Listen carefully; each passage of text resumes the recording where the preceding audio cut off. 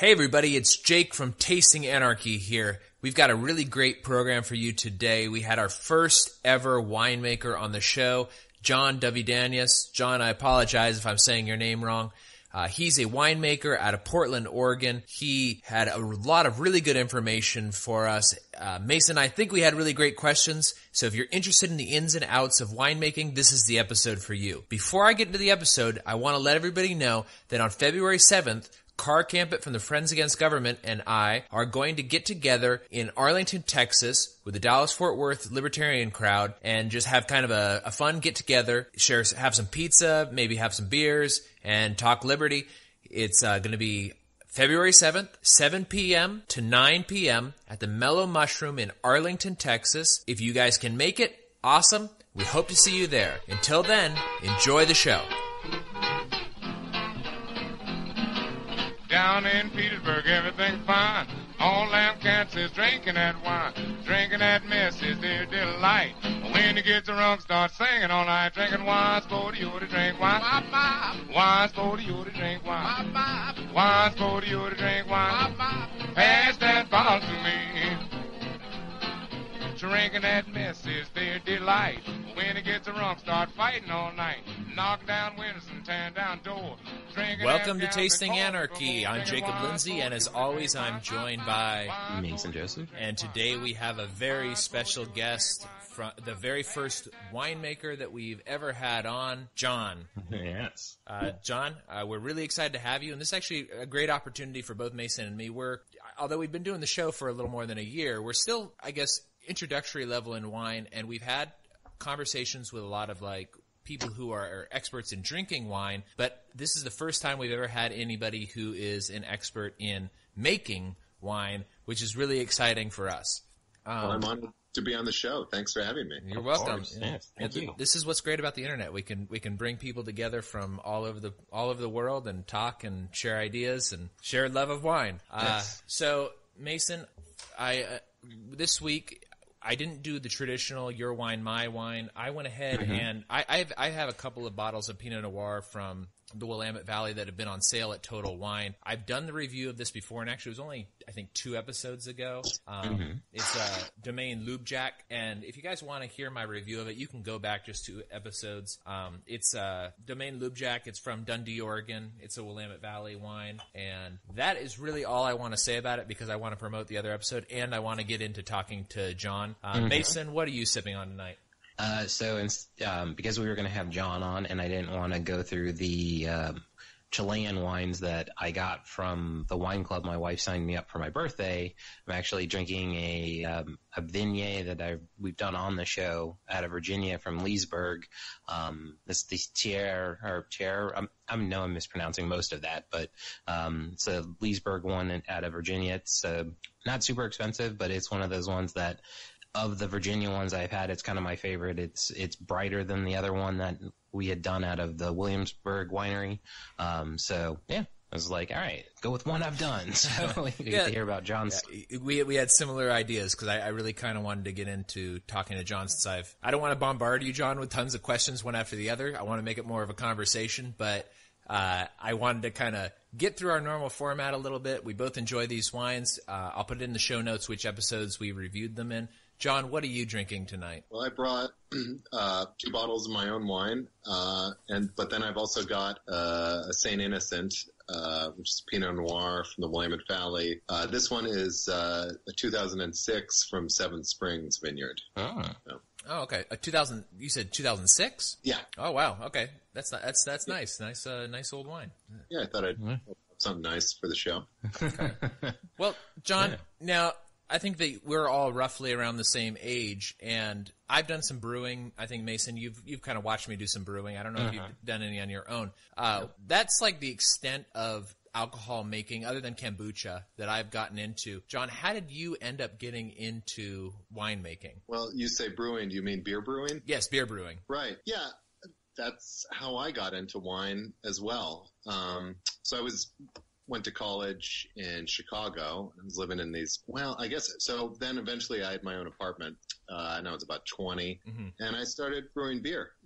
always enjoyed cooking, and I guess I realized at some point that I was underage and I could brew my own beer if I wanted. But I think I was underage when I first started. But started home brewing, and I did that until I moved to Oregon, which was 12 years ago. And then I was just really attracted to one of the reasons I moved here was because of all the agriculture that's happening right outside the city. And I just thought, my God, I can go and get these great grapes and make wine from them. So I started with my same setup from the home beer brewing, making 5 gallons of wine. And then it sort of increased until, I guess about 6 years ago when I started my winery. But yeah, home beer brewing, all those concepts just transfer right over to the wine and most of the equipment too. Really? Okay, so that maybe Mason, all my beer brewing equipment's up in your attic. Maybe this is actually like 10 feet away, like just up there. Yeah. Go up there. I've got, actually, if you ever want to do a small batch, Mason, I have a 3-gallon fermenter up there that you could use, so you don't have to do the full 5 if you. Well, anyways, that's another thing. We'll talk about that later. Yes. John. So like this is what's interesting about it is you went from brewing to home making wine, and other than just kind of transferring those skills into winemaking, like one thing I saw that you shared was an old bottle that you had done in a 2008 vintage that was I think a Merlot, or maybe was it a Merlot or a Malbec? That was a Cabernet Sauvignon. Oh, okay. Yeah, made in my basement, and that would have been the second or third vintage that I'd ever made wine. Okay, so how do you go from just making it in your house for your own consumption to, I guess, becoming like an owner of a winery in Portland and not having, like, I guess, access to the grapes yourself, having grown them, but access to grapes grown by another farmer? I mean, that does seem pretty typical. Mason and I have covered several stories of different winemakers who do it that way. But for you, like on your website, I can see you've got Pinot Noir or 2 different Pinot Noirs from 2 different places. Dundee, which is the Pinot Noir I'm drinking, is also from Dundee Hills. And then you have just a Willamette Valley one. And then you also have a Pinot Noir Rosé. And it seems like those are the 3 grapes that you're working with now. How did you get to this point where you're working with Pinot Noir? Is it because Oregon does so good with Pinot Noir grapes, or is it more fun to work with those grapes? Like, what's going on there? Well, first of all, I should say that my website is a little out of date, and those wines that I've listed on my website are sort of a remainder of stock that I have left over. Because that 2012 was my best vintage, so I've held them back. Last vintage, not this one, but the last one, I didn't make any wine, so I'm getting ready to do a bottling of stuff that I've done recently. So that'll all soon be. But I am still doing the Pinot Noir. Okay.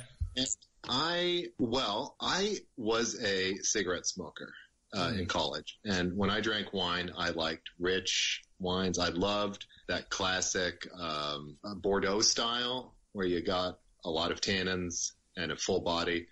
And when I drank Scotch, I loved the peatier the better. And when I moved to Oregon, I guess it was just around the time when I was quitting smoking, and that must have been part of it. But I was not a fan of Pinot Noir, and I just decided that I was going to get into making it because it was the grape that was good and local. Mm-hmm. And I started buying it, and I guess, I wouldn't go so far as to say it was a revelation to me, but I sort of was branching out into more subtler types of wines, and the fact that Pinot Noir is lighter and goes so well with food. Oh yeah, yeah. So it has become my favorite grape. But at first, it was just that it was the grape that was in the area. Just availability at that point. Well, it just seemed it was so cool to me that I could drive 45 minutes or even a half hour, and you could go visit these vineyards. If I wanted to do Cabernet Sauvignon, you can do that out here, but I would have had to have driven 4 hours to Walla Walla or Yakima or something like that. And I just thought, why do that? Why not start with the stuff that's close in? Yeah, that makes a lot of sense, actually. Now, this kind of it doesn't derail my questions, but now that I know that these are a little bit older, I had a question that was in the picture on your website. You're you're photographed there with these barrels, oak barrels. But one of the ones that you list is Pinot Noir Rosé, and I don't know for sure, but aren't rosés done differently than being oak aged, or can they be oak aged also? Right. Well, I'm just in front of the barrels because that's the image. That's cool. When I saw it, I was like, man, this guy's awesome. But there's no reason you can't oak age a rosé. My rosé that I did has not been oak aged. Okay. And I'm doing a Pinot Gris this year, and that's not going to get any oak either. That's Mason's favorite. Or one of Mason's favorites. Like if I had stood in front of my stainless steel tanks for the photo, those images are so. And this is a point that you could talk to me about. Okay. Go down some anarchist rabbit hole here, but I mean there is so much pretense that is put up in front of wine. Yeah. And these certain things just have so much. They mean so. There's such a rut that's been driven in with it. And I think a big barrier to people understanding about wine is that it's almost like joining a church or something, you know? Yeah. And they say, well, you gotta become a member, go to this class and read the gospel. And it's almost like that with wine. So, you know, if I had taken a photo of me in front of the stainless steel tanks, then people would say, well, what does this mean? Does this mean that you are an anti-oak extremist? Oh, sure.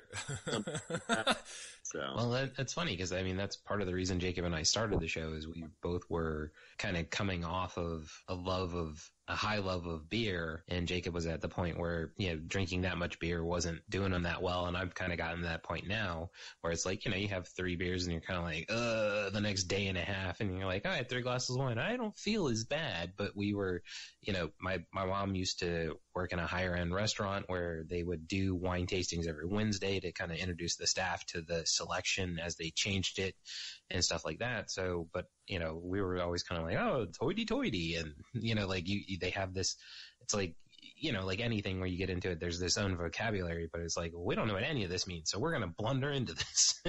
Do whatever. Yeah. I mean, that was basically, that was kind of the angle that our show takes is, although it's a little bit cliche even so, is drink what you like. And there is like an intimidation level of the way that bottles are labeled sometimes, particularly European bottles, and the way that people speak about wine, the tastes and aromas that they're picking up are so confusing to a lot of people that it's intimidating. And then also like when you go to a restaurant and they're like telling you all these things and you're like, I don't know. Like I don't know what's going on. So that's sort of the approach that Mason and I took on the show, was that we're just kind of like, well, let's just get into it. Like whatever.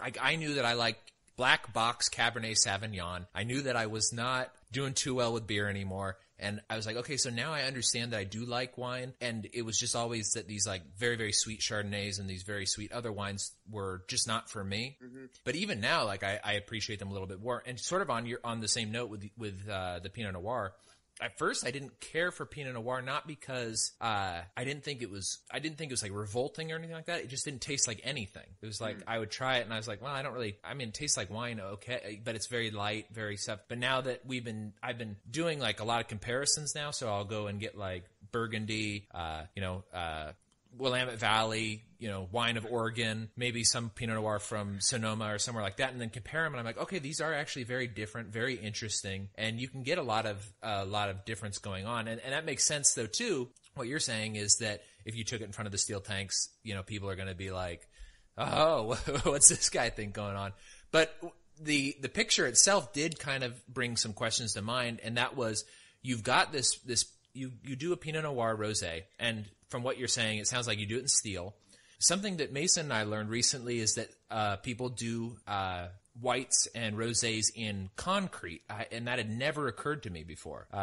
And do you have any preference on that, or do you know one way or the other why they would do it in concrete or why they would do it in stainless steel? Is it like a volume thing? Like what's going on with that? I believe the concrete tanks are more expensive than the stainless steel tanks, although it depends how you make them. But there's a winery down the street from me called the I always call it it's the Southeast Wine Collective, and they have a couple concrete tanks, and they are literally a concrete tank on legs that you can move around. Oh, that's kind of cool. But I think the way they started was that they were a budget style tank, and you dig a pit in the ground and pour the concrete, and then you would have this pit in the ground, and it'd be temperature controlled. I've never used a concrete tank, and I don't really know what it would do. The concrete, I'm not sure if concrete is neutral, or I would assume there's a residual base in terms of pH. Mm-hmm. But I would think it would be neutralized if you're going to be putting the wine in it. I would just assume it's going to add some limestone flavors. Okay. To the wine. The advantage of concrete is that you can power wash it, so you can get it really clean. It's with an oak barrel, there sort of is a limit to how much you can clean it. Yeah, that's like you do with oak. It's like a steam or something like that to clean it. Yeah, but then every time you clean it, you're removing some of the wood and the structure, so you can only do it so much. Well, that makes sense, because that's one of the things actually I have in my notes here to ask you about was why can you only use an oak barrel a certain number of times? Because they'll say like this wine was X number of months on new oak, this many months on 2-year-old oak, but you don't really ever see like 15-year-old oak. Right. Well, actually, you can Google, like, I don't know what the term would be, but, there's some wineries that brag that they have 200-year-old barrels that they're using in Europe. Mm-hmm. They're usually really large. They tend to refer to them as neutral after about 3 years because there's no oak flavor. But then after that, they could be used for 40, 50 years, I suppose, if you're gentle with them. But they start picking up all the things that have happened to the wine in that barrel sort of build up. Okay, that makes sense. Just inevitable that you're going to have something go wrong or something in a barrel at some point. Mm-hmm. Have a little bit of vinegar, Brettanomyces, and the wine might not be messed up from it because if you catch it, but at some point you're going to not trust that barrel anymore. On the flip side, the barrel could be giving you funky flavors that you really like. A little bit of Brett is going to give you some barnyard aroma. Mm-hmm. And so the neutral barrels are, but there again, that's so much of what is known about wine is what the winemakers are saying as part of the story. So you're right. They don't say 15-year-old barrels that they're using. They might use terms like neutral oak. And it's just it doesn't fit in with the narrative that they're saying. To get back to a point you're asking me about how I got into wine or doing that. Yeah. I've always had a trouble in school with studying and learning and following a curriculum. And for me, it's much easier to learn things hands-on. And I think everything I've done has started as some kind of small project that I've done as a side thing or a hobby. I was previously doing a food cart, and that just started out of me cooking by myself. And then I got some jobs cooking, and I started a food cart. But I was into wine, and I was into reading about wine before I started making wine. And but it was very confusing to me. Mm-hmm. And mainly what I did was I accumulated slowly a vocabulary to describe what I liked, but I didn't really know why one thing tasted like something and something tasted like something else. And I didn't even really understand what the regions were and what terroir was. It was all sort of mysterious. Ooh, I got questions for you about terroir later.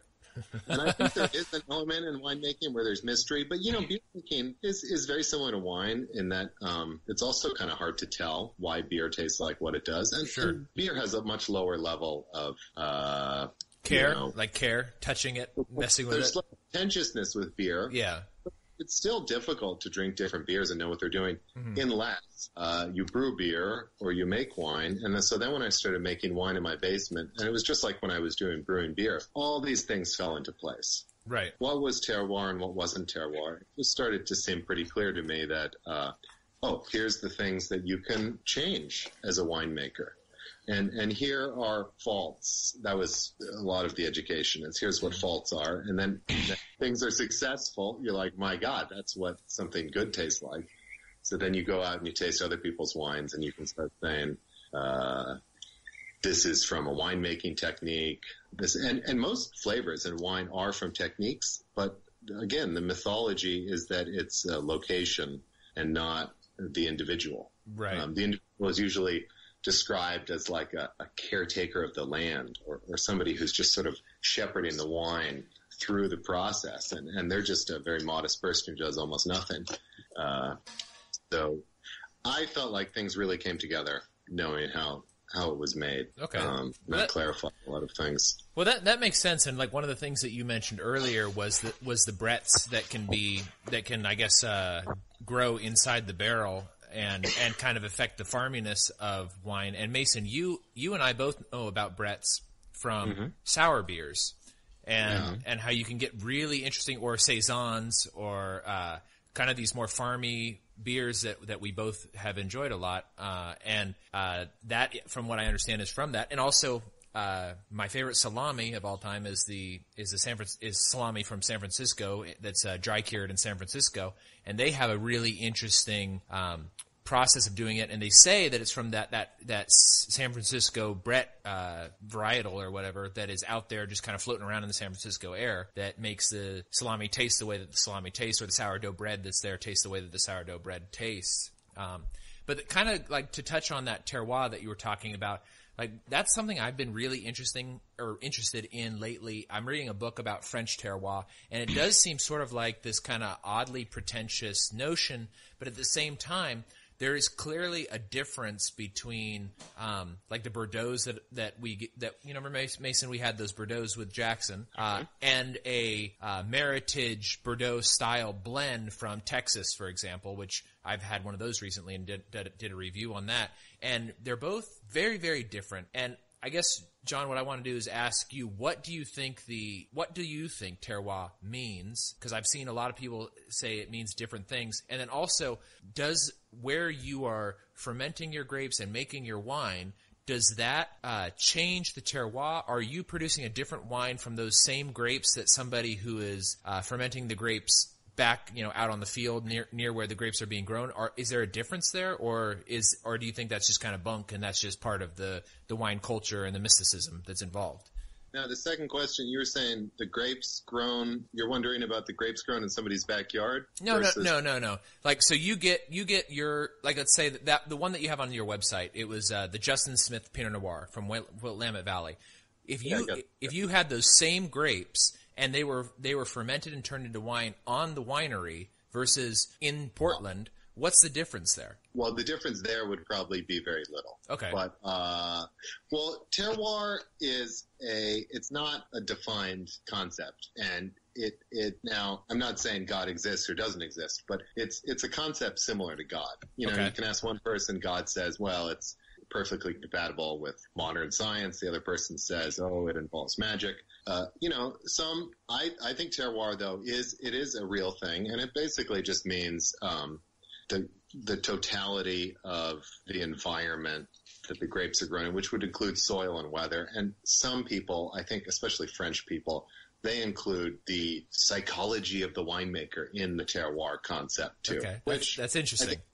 That might be stretching it a little bit, but definitely. I mean, there's a school of winemaking in France, school of winemaking in California. Some people would say that's part of terroir, but but the core, I think, of terroir is that the weather definitely affects grapes. The soil, that's actually kind of debatable, whether the soil really does affect the grapes. But there's aspects in the soil that definitely do, like drainage, for sure. Mm-hmm. Soil type, maybe. Then you go down to individual soil types, which is getting of the same class that people are differentiating between.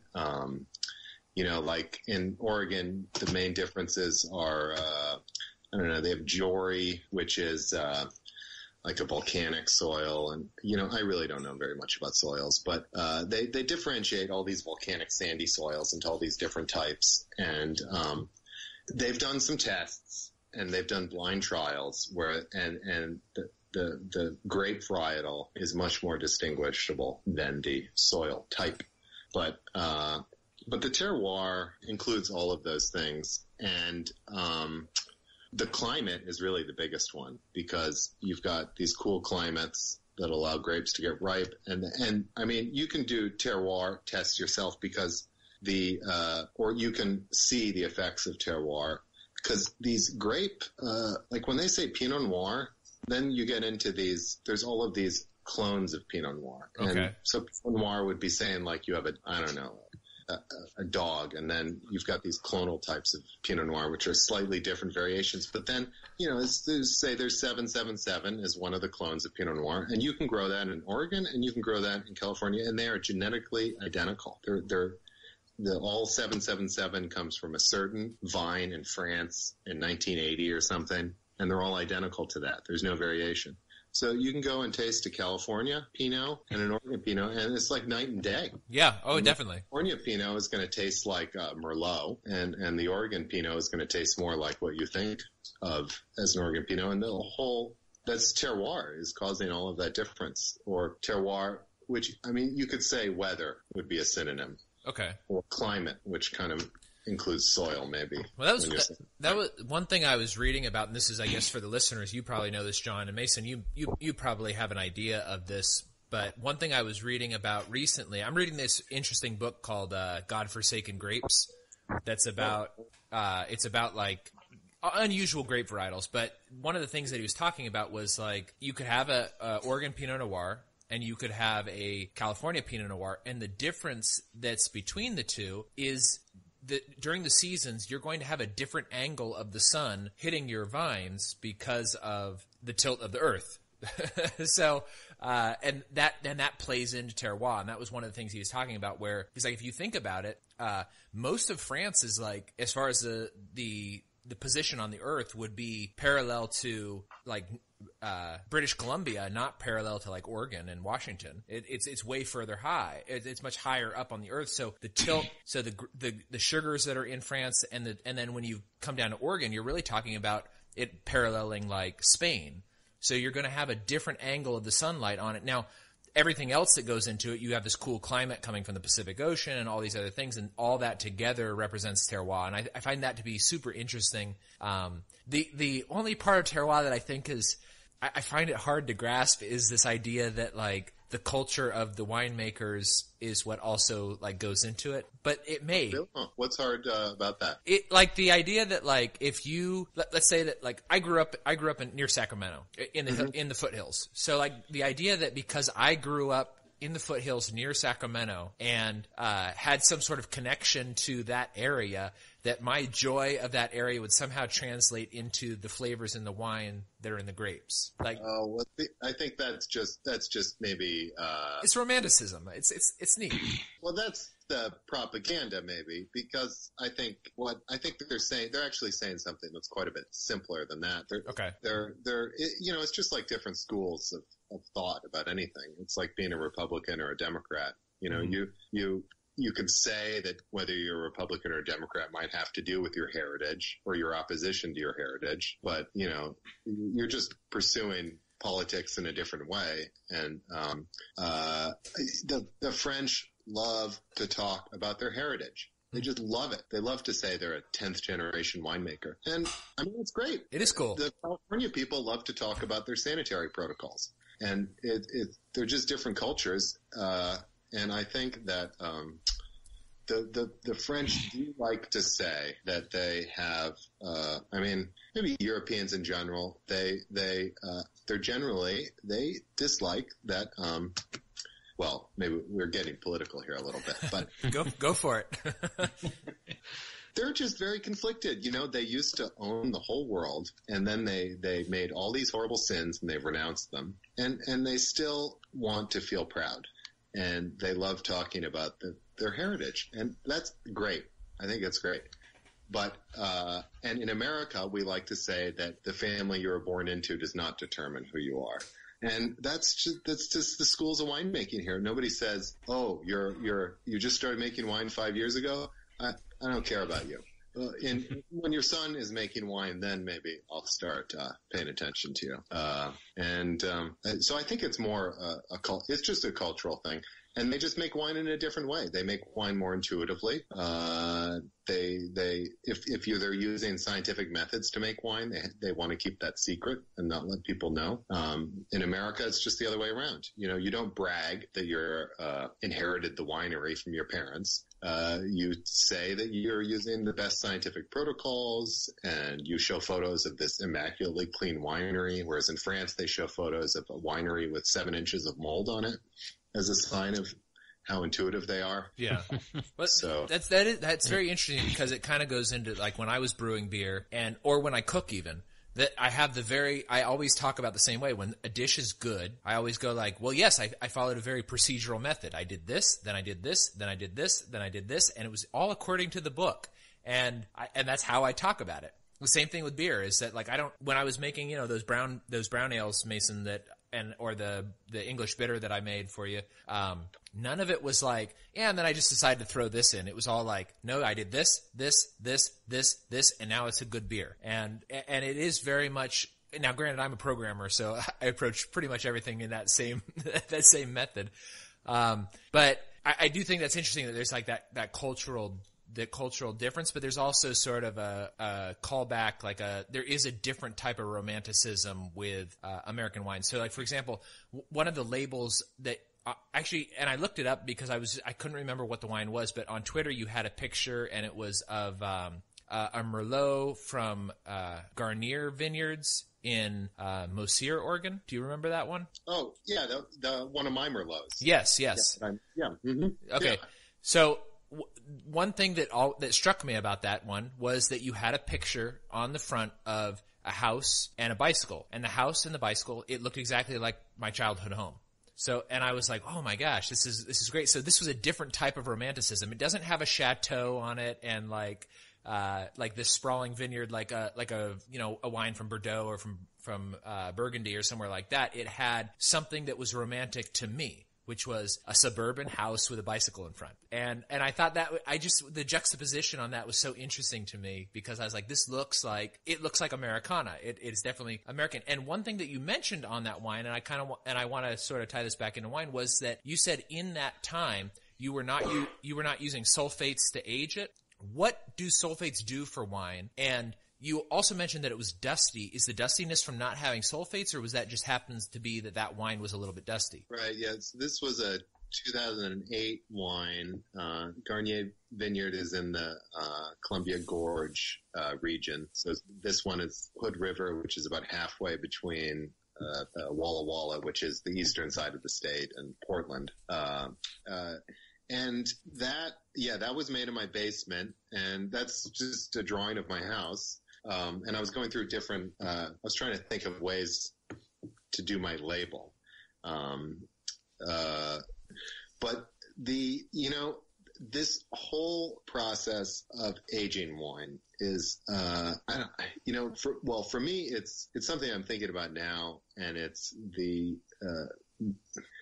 a mysterious process that is not fully understood. But basically, what happens is that there are a ton of active chemicals, molecules in the wine when it's fresh. And the process of aging, the process of making the wine and getting it to the bottle is sort of making those molecules more complex and more stable. But you don't obviously want it to become neutralized. Right. So the sulfite is an antioxidant, and it binds with active bacteria, binds with active chemicals in the wine, binds with oxygen, so it prevents the wine from oxidizing. And I was doing it by rote, which is that I would just follow these prescriptions in a book, and they would say add a tablet. I was using these tablets at the time. Add a tablet every time you rack, which should be once a month or once a month and a half, and then you'll end up with this much sulfite in your wine. So I didn't fully understand the aging process or why you would add sulfites. And so I was just erring on the side of not adding a lot. And subsequent to this, I have sent out those. Now I send the wine out for an analysis to get a sulfite reading, and it tells you exactly what the sulfite level is. And I just, and those analyses are getting cheaper and cheaper. I mean, 10 years ago, I think it cost $100 for a sulfite analysis. Now it's $10. You can buy machines to do it yourself, and those are getting cheaper. And so I had no idea what the sulfite level was in my wine, but I was just sort of terrified of it because I thought of it as only a negative. It was like something you had to use, but in an ideal world, you wouldn't have to add any. So what I did was I've sent that wine out for a sulfite analysis, and it's just the total sulfite level is very low. Mm-hmm. So I could have added more. But, that wine was 2008, so it's 10 years old now. So it's already a pretty old wine. But it was fine for 5, 6, 7 years, I think. And I'm kind of a hoarder, so I always keep a little bit of everything around. Yeah. And still goes bad. So I have a sample of every wine I've made still, I think, in my basement, and most of them are bad. And I just, that one went bad after 8 years, and then this one went bad after, this amount of time. I think kind of what I'm hearing, and this is kind of tossing it back to Terroir of it, is, one of the things that you kind of mentioned before that is like how the winemakers always kind of humble themselves. Like, oh, I shepherded it through this process, when it's really, no, like Terroir, like it does mean something, but it sounds like, you can have two guys standing next to each other, and one guy's got the sum total of, 50 years of winemaking experience, and the other guy's got 5, and they're producing from the same vineyard, they're producing in the same spot, fermenting with the same equipment. It's just, he knows that, okay, like by, kind of wrote, like, I can put this much sulfite in, and the older guy can know these things and kind of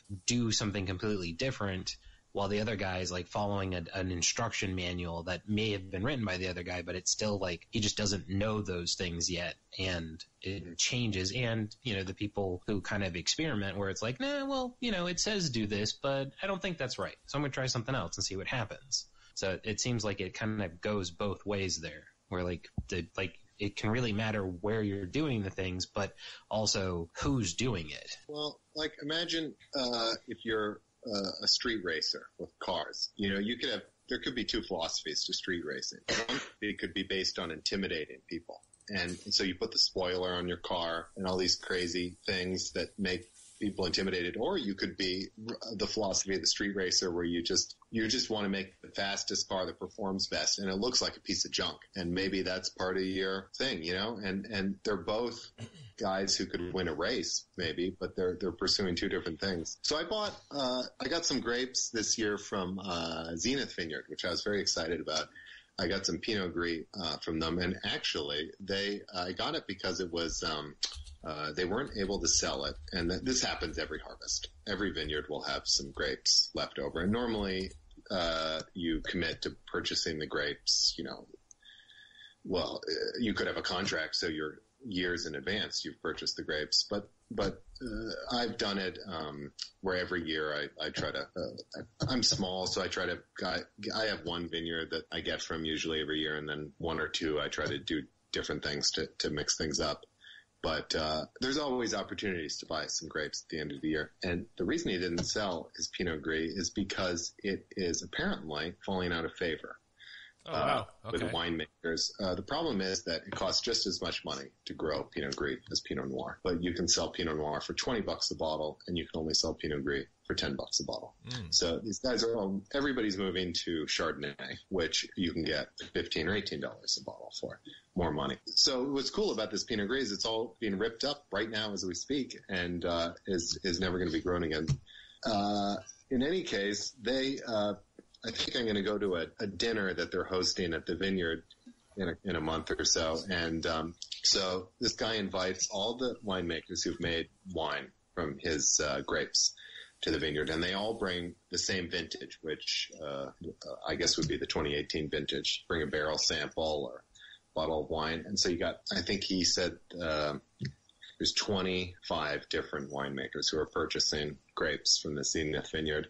And they all get together and they all share the wine, and then they all talk about how they've made the wine. And the idea is that you've got the same vineyard, and now maybe they're growing it a little bit differently for everybody. But it's essentially they're all the same grapes, and people talk about how they made it, what they did. And you taste the wine, and there's subtle variations. And it's the way that the winemakers approach it, and this is part of the myth thing, is that sometimes if you go to a winery and you do the tasting, they're going to give you the spiel. And I mean, they're not going to lie to you, but they're going to accentuate the grape or the way they've treated the grape, and they might sometimes mention winemaking practices that they use, such as barrel aging, different ways of barrel aging, but they're not going to highlight that as much. Whereas I would imagine at this winemaker's dinner, they're going to talk about nothing but the way they've made wine. But this sounds like the absolute most amazing thing to attend, because like Pinot Gris is one of my favorite varietals. And to hear that, these people are ripping them out, which is frustrating to me because there's so many I haven't gotten to try. And then it's like, okay, well, all these people rip it out, so then it will get more expensive for the few that do continue to make it, because there will be a small demand, but there will be even less supply. So it's like, damn it. Plus then get to hear all these people, like what they're doing with it and kind of see where they are in the process on producing them would be really interesting. Yeah, for sure. I think there still is pretty good amount of Pinot Gris. Yeah, I mean, there always is, but to hear that it's like even some of it's getting ripped out, it's like, no, Chardonnay, damn it. Yeah.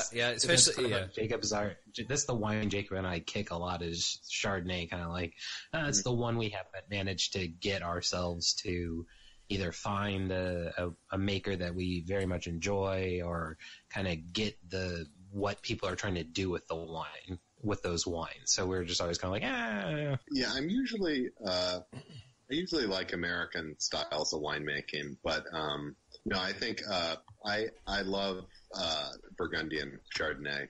It's not pretentious. Often it's not pretentious. It's straightforward. There's a really good balance between that cakiness that you associate with Chardonnay, but also crispness. And in the U.S., it's just so polarized, and you either get these absurd cake bread style Chardonnays, or you get the people who are pure in the other direction, and they say 100% stainless steel, no mallow, and it tastes like Pinot Gris or something, and you don't get many of those middle style. It's like that's all Burgundy does, really, is these sort of middle style ones. Well, sort of on the same note, so you were very excited to start working with this Pinot Grigio. Is there any other varietals that are grown nearby, or that you're interested in getting, that are maybe unusual varietals or varietals you haven't worked with that you kind of want to try to get next year, or that you're just sort of keeping your eye out to work with? Well, at the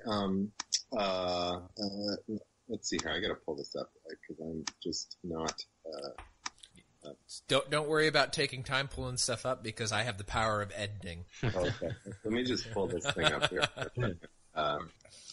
because this is a new grape for me. But okay, so the Zenith has some Auxerrois.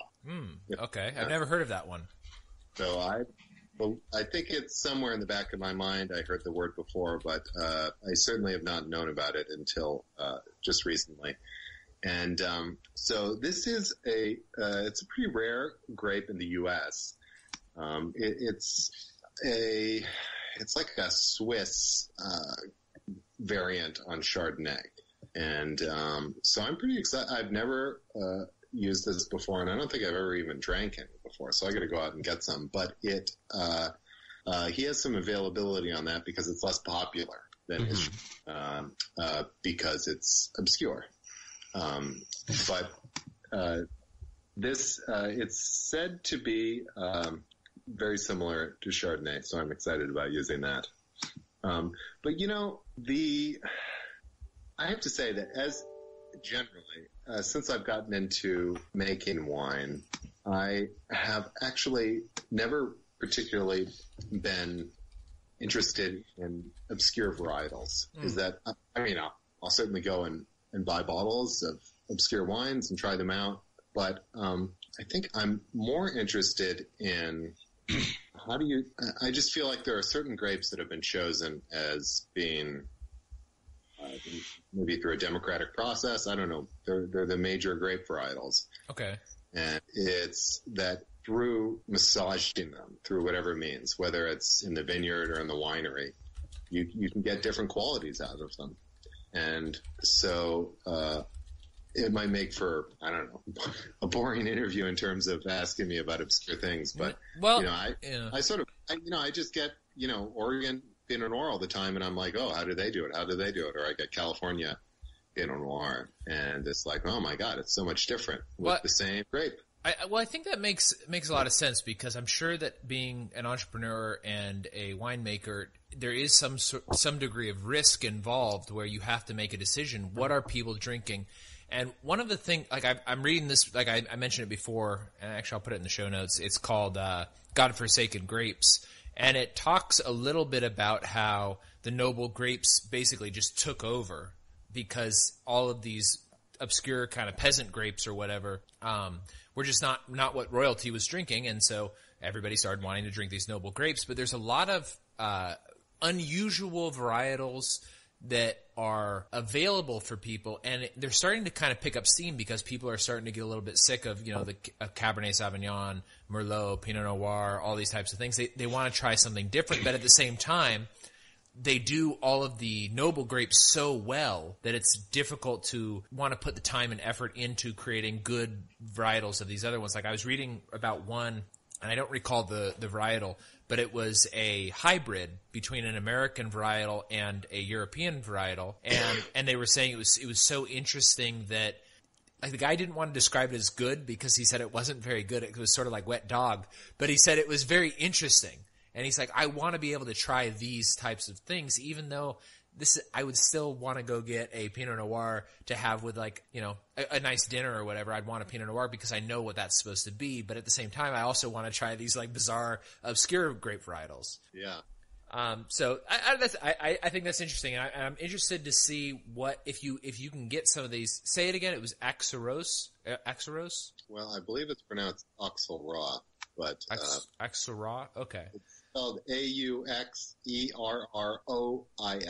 Okay. Well, yeah, that's the classic thing about our show is we pronounce everything terribly. So I love they've got this tradition in England where they take French words and they anglicize them, and they don't try. It's like when I listen to NPR and they pronounce foreigners' names, they will pronounce people from other country in a more clear and delineated and articulate voice than anybody in that country would ever pronounce that person's name.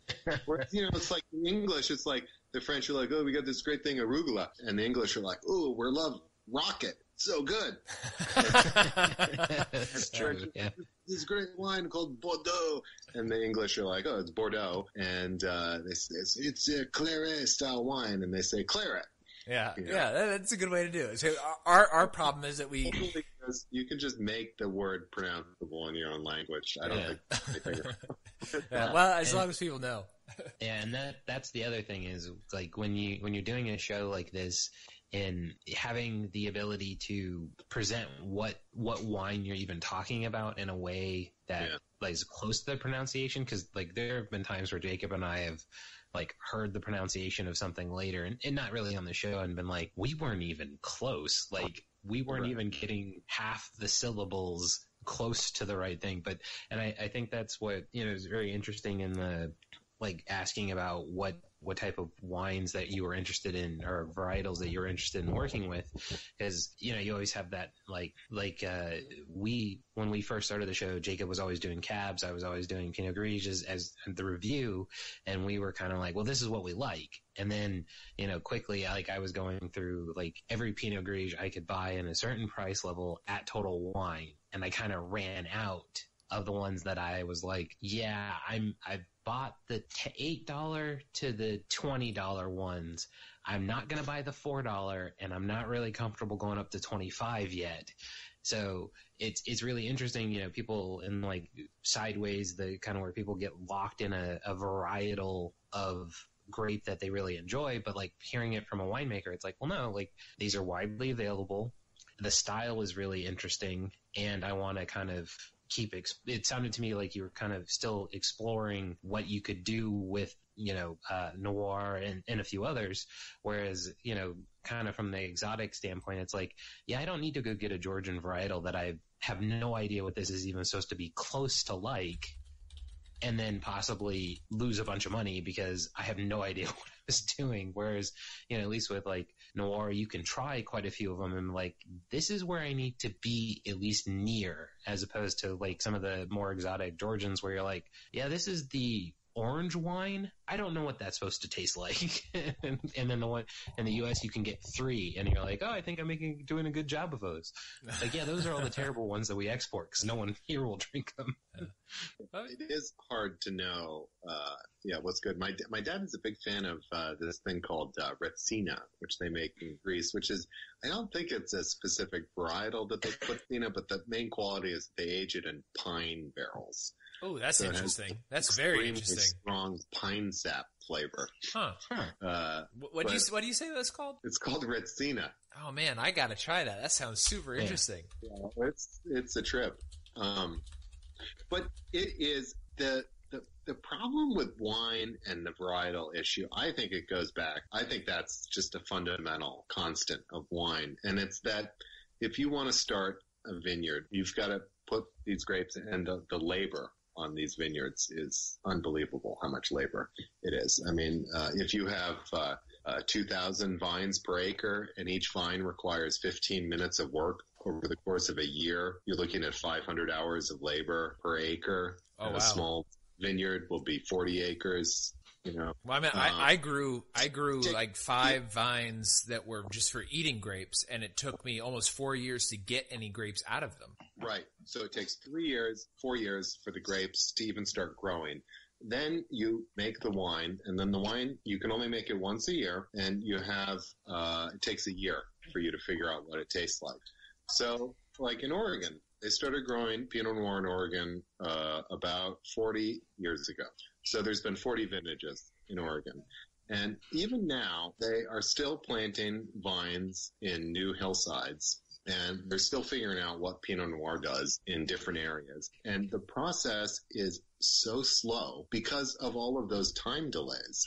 And when you start adding multiple factors every vintage to test with, it becomes really difficult. Like a problem I've had is that, I'm a small winemaker. So I have, let's say I buy 2 tons of grapes from a vineyard. And I say, 1 ton is from the 777 clone of Pinot Noir. 1 ton is from the Pommard clone of a Pinot Noir. Oh, this is very fascinating. I'll do an experiment and I'll see what Pommard versus 777 tastes like. Well, I'm making the wine. Then over the course of a year, I blend it a little bit and do stuff to it. And then individual things have happened to individual lots. And by the end of the year, I'm like, what differences were caused by the strain versus how I treated it? And then it's been blended a little bit inevitably because you have to fill all of these tanks up all the way. You can't just fill them up. It's not like putting marbles in a jar. If the barrel isn't full with the 777, I've got to fill it the rest of the way with the Pommard. So it's really hard. So I've sort of given up on that. It's like I should just buy. The most I could tell is what a vineyard is doing, and to tell what the clonal difference is between these things is pretty hard. And then you get to the other issue where it's like, was this even a difference between the clones because they were in different locations on the vineyard? There's so many factors that go into, and this is all terroir. Okay. There's so many factors that go into what makes the wine, and you can only do it once a year.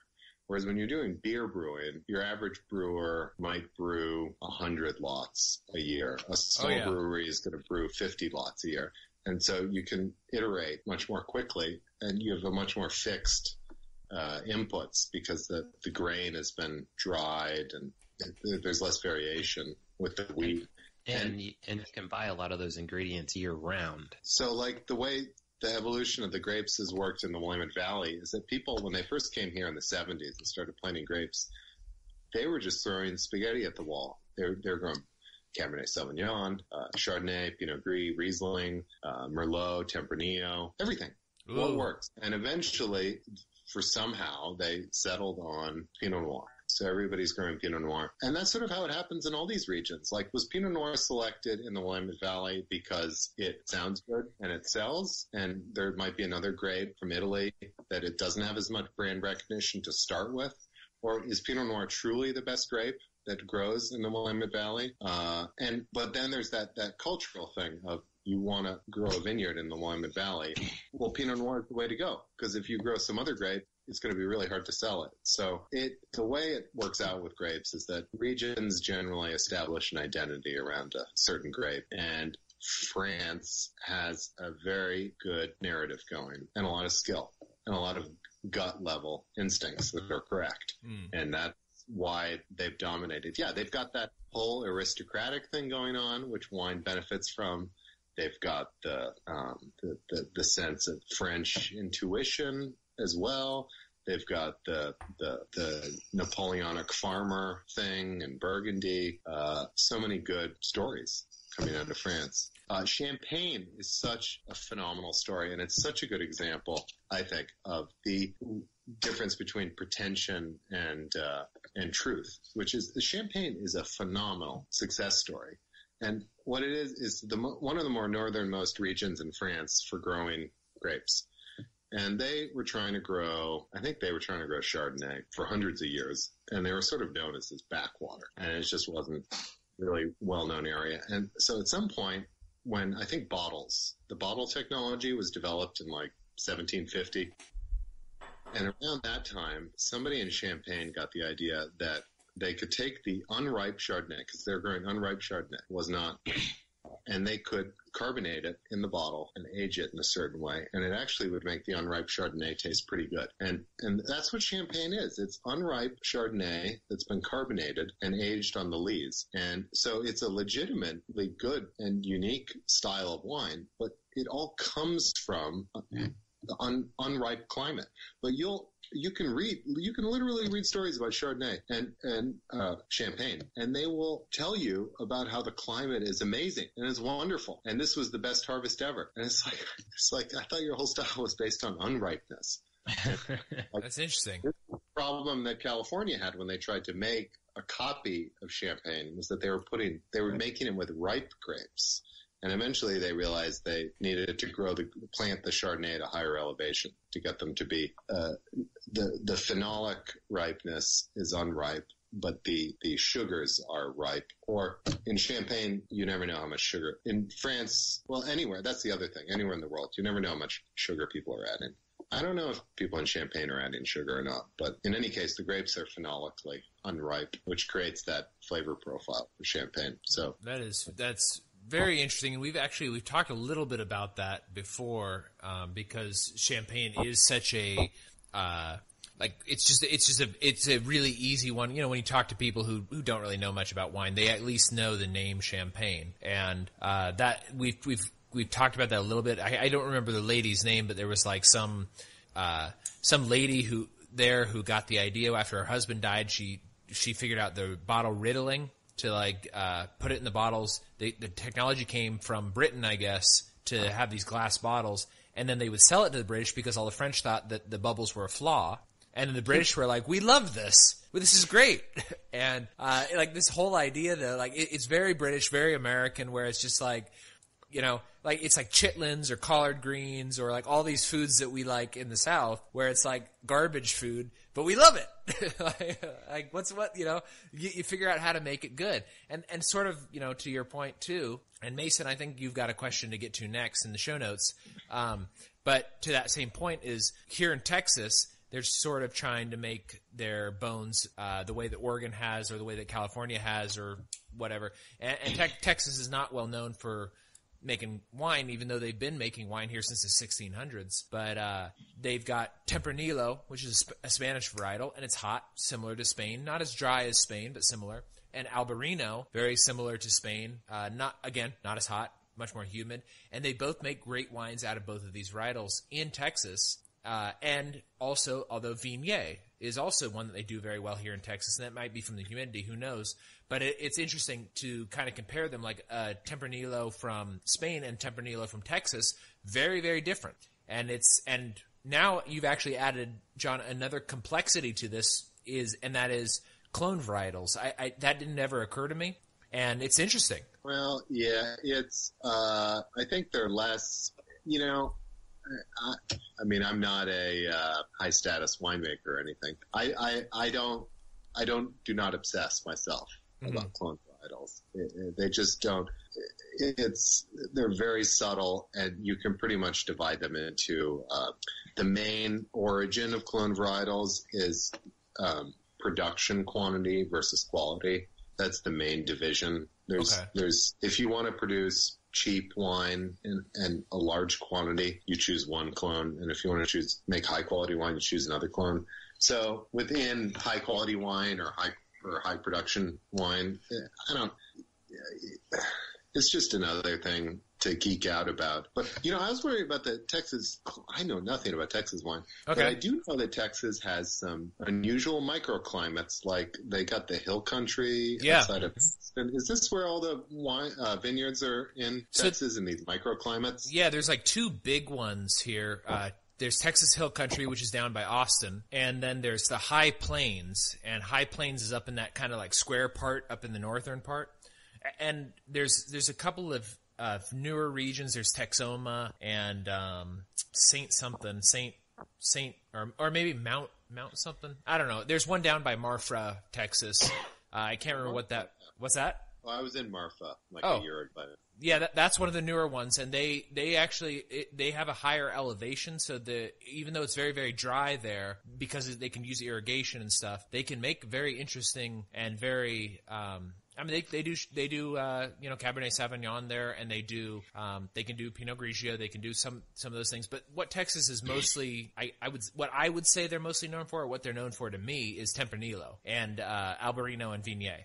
And I think they do those very well. I was living in Virginia for a long time, and I think Viognier in Virginia is very good as well. And Texas, I would say, is very, very close, even though they're very, very different places. And they do have there is a difference between the Viognier in Texas and Virginia, but a lot of the Viogniers, like, Mason, you were getting some from Williamsburg Winery. Like Williamsburg Winery, not quite as dry as Texas Hill Country, but probably just as hot and very different soil, I'm sure. But there's a lot of interesting stuff going on in Texas. It might be too hot to make really good wine here, but they do make wine, and it's interesting. And I think their Tempranillo is very good. Well, there was something I was thinking about when you were talking about terroir and just now with the Texas climate. But so my sister lives in South Africa, and I've been visiting her. I don't know if I ever would have visited South Africa if she hadn't lived there, but so they and she lives sort of near that Stellenbosch wine region. So I've gone. So that's where they do like Pinotage and all and that type of thing, right? Pinotage, yeah, which is their cross between any can make their own species of grape. You just crossbreed them. But Pinotage is the South African cross between Pinot Noir and Meritage. And it ends up it has a kind of Cabernet Franc quality to it. But I'm actually a huge fan of Cabernet Franc. I'm also a huge fan of Pinotage, which is they are very similar in a lot of ways. Pinotage is a little bit more aggressive, but they are similar. They also do Cabernet Sauvignon, and they do Claret style wines, Bordeaux style wine. And so Bordeaux is a cool climate. And I think it's pretty similar to Washington, actually. Maybe it's similar to, California, Napa has such an odd climate. I mean, I have to remind myself of this all the time. I always think it's warmer, but I mean, it's not necessarily warm. Yeah, that's not quite where I'm from in California, but the Bay Area is such a strange. It's cold. Yeah. It's like cold and hot. It's weird. And it's actually, I believe, on average, colder in the summer than the winter. Right. Yeah, it's weird. But Cabernet Sauvignon was bred for a cool climate, such as Bordeaux has, and there, I believe 50, Washington would be 48 degrees north. It's probably 42. And I think, Bordeaux is possibly 48 as well. They're further north. Okay. But Europe has a mild climate due to the southern winds from the Atlantic. Right. Anyway, South Africa is 35 degrees south, which would be the equivalent of LA. And they are hot, really hot. I mean, they're a desert. It's like, the climate is like LA. It's super hot. And it's been getting hotter, just like, I think, for everybody. Global warming has bumped up the average temperature 1 or 2 degrees in our lifetimes. And it's getting hotter. They've suffered some droughts recently, but it's always been hot. But nonetheless, they make a Cabernet Sauvignon and a Claret in South Africa that is very similar to Bordeaux. So it's like, how does that happen? And it's just due to the way the grape biology works, which is that when the temperature gets extremely hot like they have. So, I mean, I've been to these vineyards when I've been down there in the summer. It's 95 degrees out. They have irrigation lines set up, but they don't have water because it's a drought. So they can't even irrigate. I mean, forget about spraying the canopy with water. Cool. So the leaves are turning brown. Harvest hasn't even happened yet, but the leaves are turning brown. And so the grapes shut down. It gets so hot that the grape can't, it's still alive, but it stops photosynthesizing and converting dirt or whatever into sugar. So using the sunlight to create more sugar. So it shuts down. And so, and this has, I think, been true for the whole history of winemaking there, which is 300 years old. So they naturally get 12.5% alcohol out of their grapes, even though the climate, not because the climate is generous like Napa, because the climate is so extremely hot that it actually causes the grapes to resemble a Bordeaux style wine. And I just think that's sort of an amazing example of terroir, where they still, I mean, and the winemaker is shooting for an old world Bordeaux style quality, so they're doing all the things to encourage that. But then they also have these grapes that are like suffering and dying and withering up. I mean, you like look at them and they're like withered and gentle, but they say that you need to make the grapes suffer. But I've heard that. Yeah, the struggle is what adds the flavor. They really struggle there. Yeah, yeah. That's a really interesting way to look at terroir.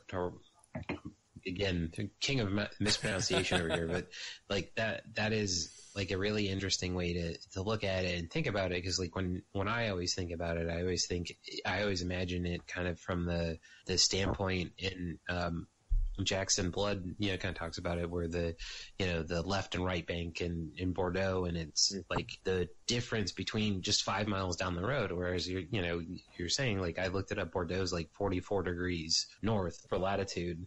And, as you're saying, South Africa, the growing region there is like in the 30s, and it's completely different. And yet they're getting very close to the same thing.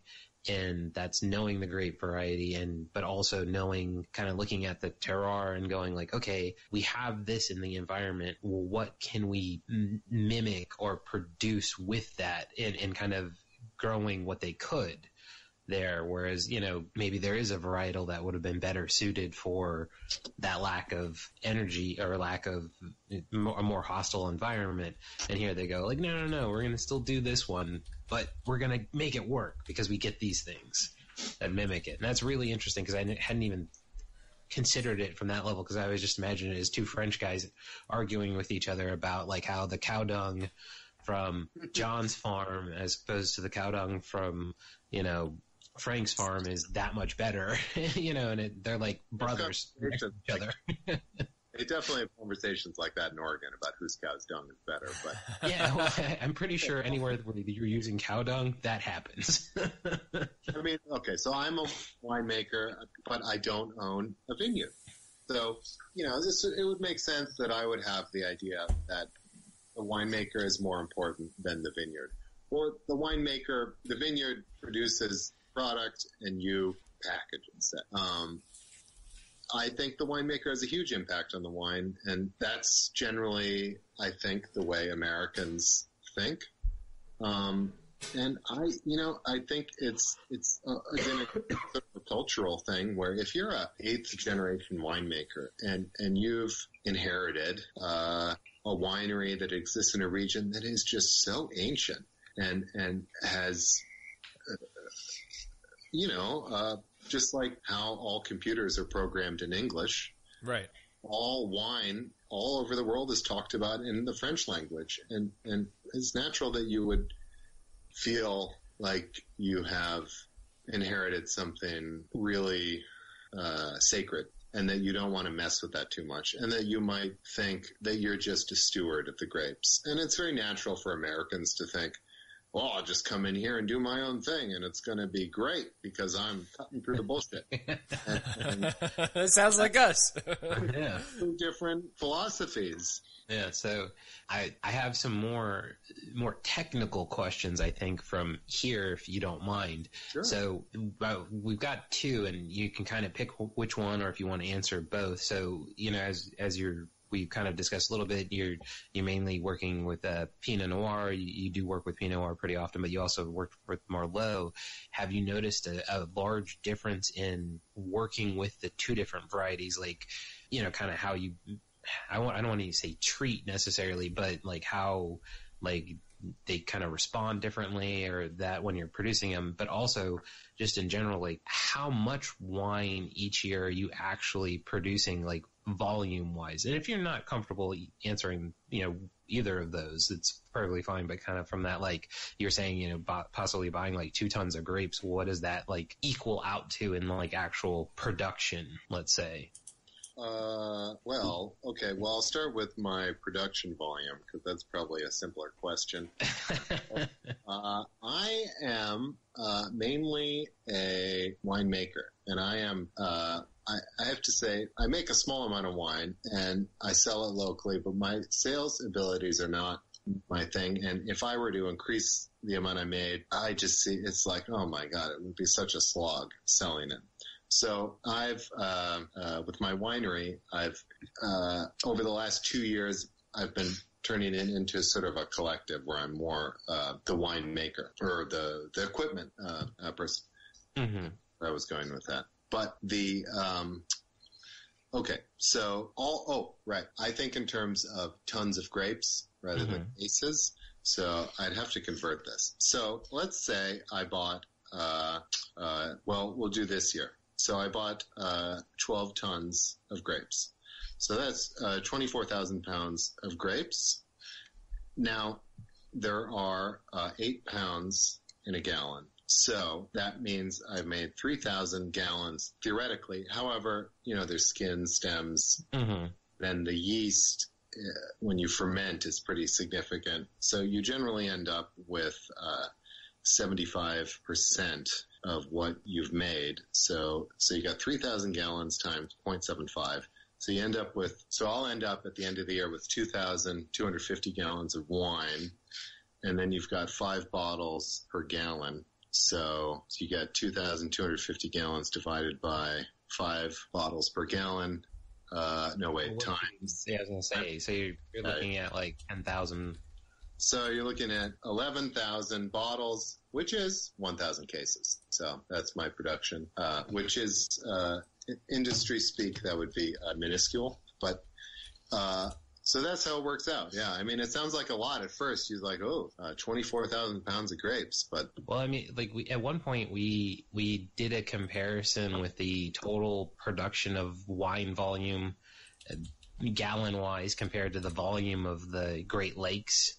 in a year. Like, it was just a random calculation I did on something I was looking at. And, obviously it's minuscule, but I mean, like 1,000 cases of wine, to me, like, I understand, like, you look at like somebody like Copper Cane, these very large production facilities and millions of cases. Yeah. And then, but I still look at 1,000 and I'm like, holy crap. Like, that's just like, I've seen $1,000 in cash, but I couldn't imagine walking into a place and there's 1,000 cases of wine and going like, he's got to sell these. Yeah. Like, oh yeah. Like it's like, it'd be different if you're like, oh, this is my warehouse where I store what I've already sold. It's like, no. This is the next move. Like, he spent all this time making it, shepherding it to here. Now he's got to sell it. Crap. A pretty small amount. You can sell it throughout the state of Oregon. Pretty well, and you've still got to sell it. Like, as you said, like, you've kind of like, it's very interesting to kind of think of like the idea of the shift from, being a winemaker and obviously making wine, but also having the equipment and being like, well, I could also rent this and like kind of from that idea, like it's an interesting kind of, because we were talking about beer too, is like, what do you mean renting the equipment? Are you talking about, you're thinking about making wine? No. You were saying you're like looking more like it from a collective standpoint. And so that was the closest I could kind of understand that idea, is like having the facilities available for other producers is kind of how I understood that in my head as a collective idea. And that might not be right. So, well, this is another one of these sort of myths about wine. But, I get this question all the time. I say, oh, I have a winery making wine. And then they say, oh, where's your vineyard? And I say, well, I don't own a vineyard. And then people say, oh, I'm sorry. It's almost like, established. I realize you're just a small bore guy. But, it's generally the story is that wineries are estate vineyards. But then there's this idea of the collective, or there's the collective, which is, maybe this is actually much more common than one might think. And in fact, the vast majority of wines are made in collective style relationships. Mm-hmm. Maybe not by volume, but by numbers. At the very least, I know, and it's because it's this thing where everybody wants to say that they're this independent building that exists on an estate that has vines growing around it, and well, maybe it would help if you define. Brilliant! They came up with this term garagiste, and now it's cool to be a garagiste because the French have a term for it. You say I make garage wine, and you're like, oh, you're so low class. But in France, they're like, no, I'm a garagiste. And then they say, oh my God, it's amazing! It's such an individual. So maybe it would help if you define what you mean by collective. Or what that means specifically. Well, the technical term is custom crush, and it means that there's a single winemaking facility, and multiple people are using that facility under a single federal permit. Mm-hmm. So everybody's an independent. That's the thing. Everybody's an independent winemaker. It's not like I'm making their wine. They're getting their grapes, but legally and technically, they might be just part of another winery. And so then it becomes, when they start doing their sales pitch, it becomes a little difficult. Then they have to start thinking about how they're going to do the sales pitch, where it's like they have to explain that they are an independent winemaker, but they're in another facility. They don't own a vineyard, but no, this is actually their wine and their vision. That's all true. But they have to be careful, because people are going to think, oh, you don't own a vineyard? You don't even own your own winery? Oh, my God. Well, and that's kind of what I meant about the renting the equipment to someone else. It's kind of like you have the facility for the production and someone else is producing with the equipment. Like there's a couple breweries out here that brew at people who've bought excess capacity, but they don't have the demand yet. So they've got 12, very large stills, and they're only using 8 of them currently. So 2 are being continuously used by another company, but it's a separate brewery and they have their own facilities and everything like that, except for the brewing capacity. Or people will, they contract brew a lot out here, where again they don't have their own brew facility, but the recipes there's where they sell it is all their location, but the actual production is just this one massive brewery that isn't like Budweiser, that just is like, yeah, we took out this massive loan thinking demand would be this, but we don't have the demand yet for our stuff. But we've got 3 other guys who continuously need to make beer because they're a brewery, so they make it here. And the winemaking situation is even more difficult because with beer you can brew 365 batches a year. I suppose. Wine, you got to buy all this equipment, and you can only brew 1 batch a year. Mm-hmm. And so everybody's equipment is underutilized. So that whole and that's how it works. Is that breweries? I think what you described is a little more rare in the brewery world because it's so easy to utilize all your equipment. With the wine, once you get the facility and the equipment, it's like it's very easy to just have some other people use your equipment because the equipment is it's used very little for what you're doing, and it's very easy to slot in somebody else on it. Or at the very least, it's like you have a press that presses grapes, and you're only using the press 2 months a year. And it's like, okay, somebody else wants to use the press, but they need to use it between midnight and 6 a.m. And that's actually reasonable because the press is already only being used 2 months out of the year. So, people are willing to do that during the wine harvest, work at midnight because it only happens once a year. Right. Yeah, and you've got to get it done because otherwise, there goes the harvest. Yeah. Or you incur another cost to somehow store that, and that can change profile and everything like that if you're looking for certain things. So, I mean, that's really it would be interesting to see if you could find a way to somehow use the equipment more, or find some, an environment where you, thinking about, we've talked about a little bit of South Africa being too hot, but if you could get to, some of these places that have, a continuous climate, like in the Caribbean, if you could somehow arrange varietals that produce there where you could try to harvest more a year or something like that. 2 harvests a year. Yeah. Wow. Well, I mean, that would be very difficult. I kind of want to rein this in because we're running low on time. But John, you went through all of our questions, and I've got 30 more questions, so I'd love to have you on again. Wow. Okay. But because I've got a whole bunch more questions to go, but also we're already at 1 hour and 30, and when I edit this down, it'll only be about 1 hour 15. So, I want to have you on again, but I do have just quick 2 questions. There are things that you mentioned earlier, and I just kind of wanted to get you to elaborate on this because this is something that I'm not sure about. When I brew beer, I add yeast. I brewed medicinal beer before, and in medicinal beer, you add sugar or honey.